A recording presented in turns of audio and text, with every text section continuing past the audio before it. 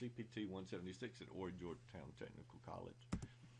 And in this chapter, we're going to talk about how the GUI is produced and how that comes to be. We're also going to talk about bootloaders and how the system starts up and that initial startup and how Linux gets booted and the different steps that occur when when Linux is booted.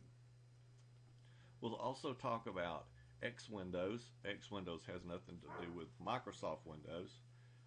We will talk about that.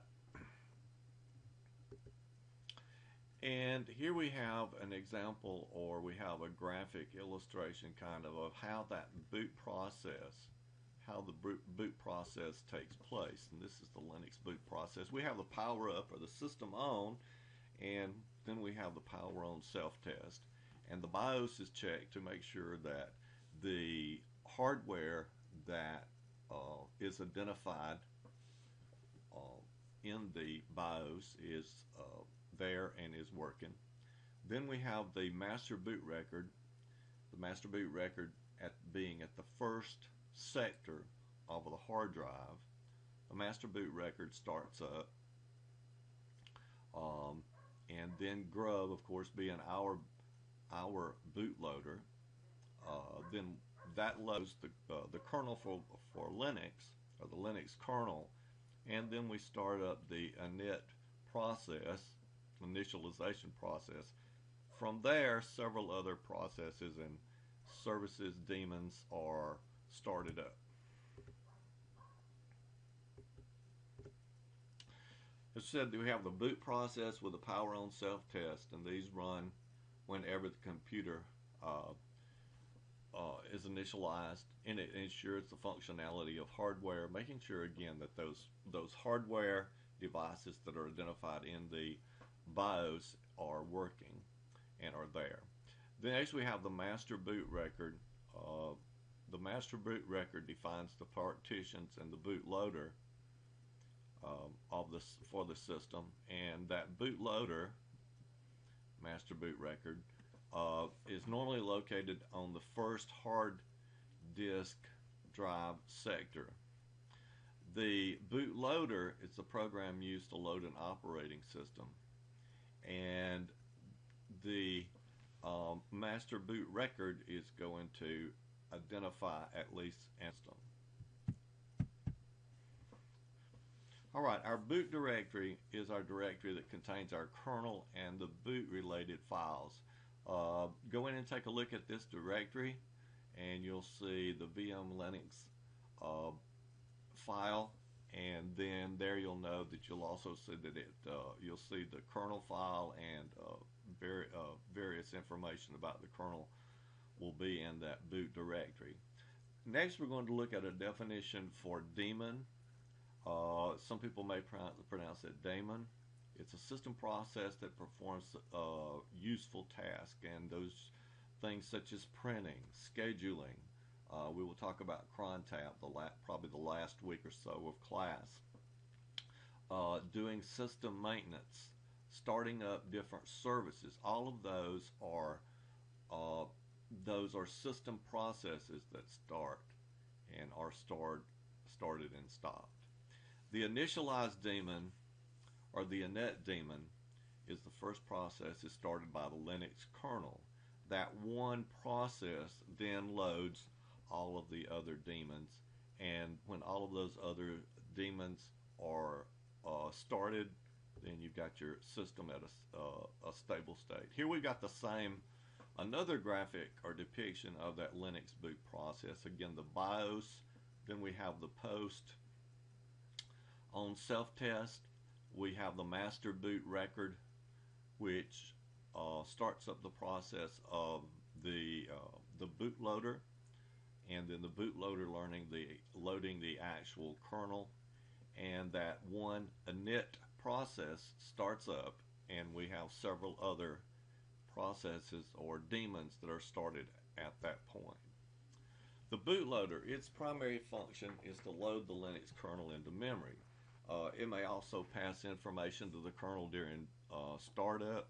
It also may be used to boot another operating system, in that situation, we would have dual booting on one computer. The two most common bootloaders are Grub, the Grand Unified Bootloader, and also Lilo, the Linux loader.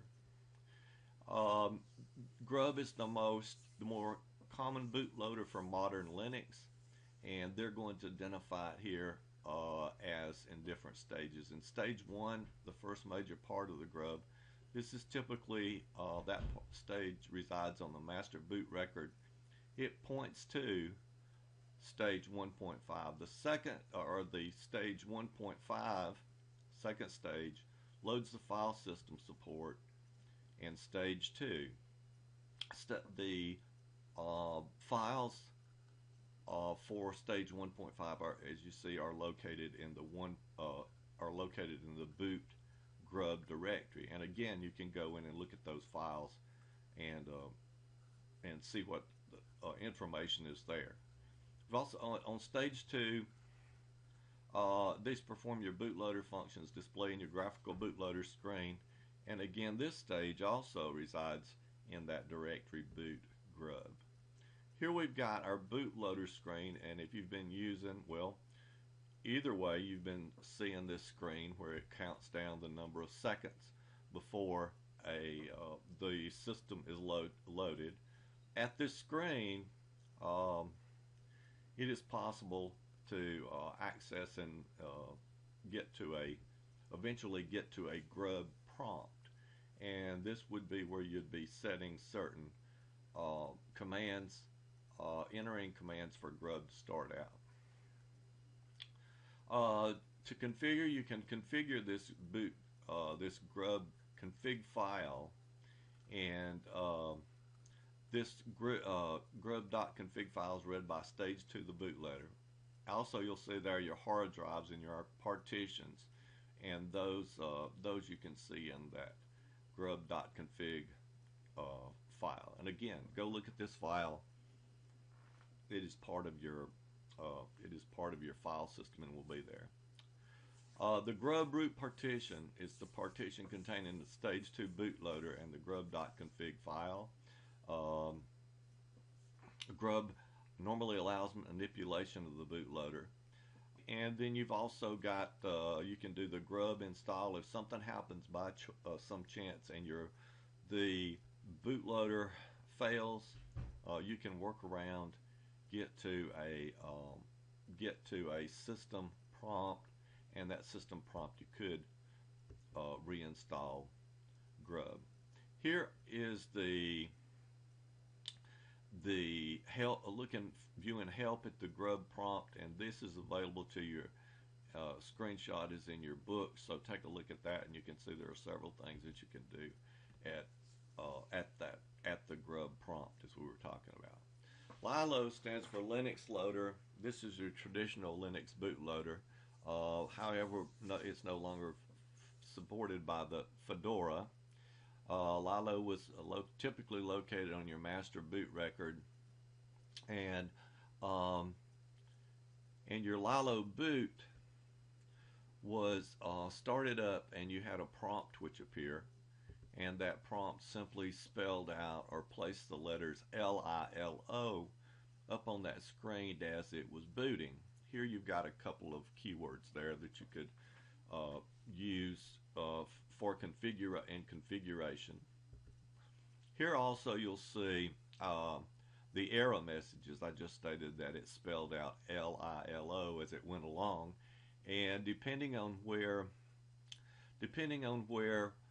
the Lilo stopped working, it gave you an indication about where the error was, and you can see there often it would stop at LI, and then you knew if that happened, then something went wrong with the second part of the Lilo bootloader. We also got some keywords here that you could use in your lilo.config file, and you could pass information to the kernel through that lilo.config file. In dual booting, we would have configuration and installation of two different operating systems. The recommendation is that Linux be the last operating system to be installed, and that is because it can configure and write configuration parameters to your configuration files.